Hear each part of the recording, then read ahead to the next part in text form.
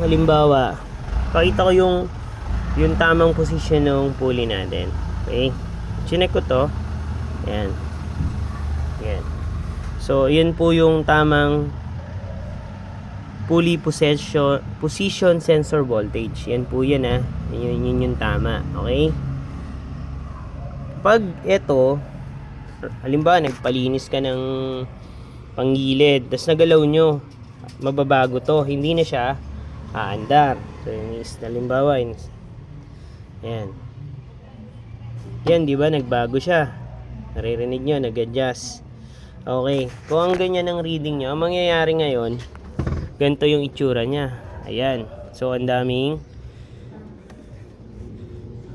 nangyari. Umilaw yung check engine tsaka yung CVT niya.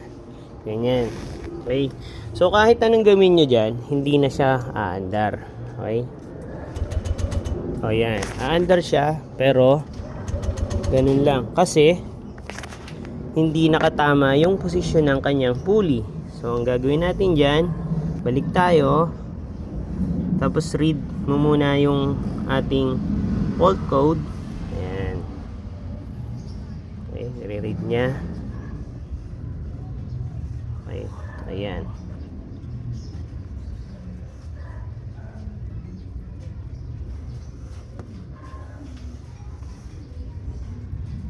Yun. Okay, bumalik na siya dun sa tama. Ayan.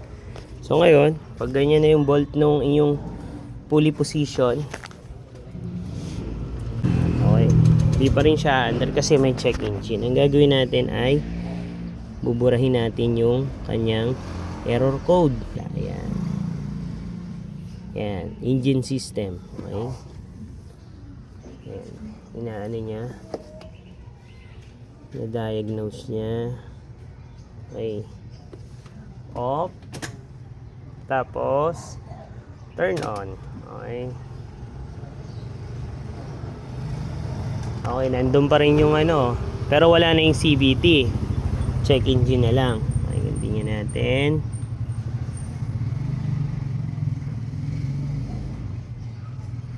Okay, tapos diagnose. Read natin yung fault code.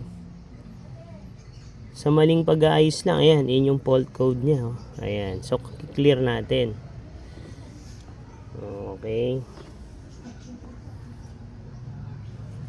Fault code clearly successful. Okay, so wala na.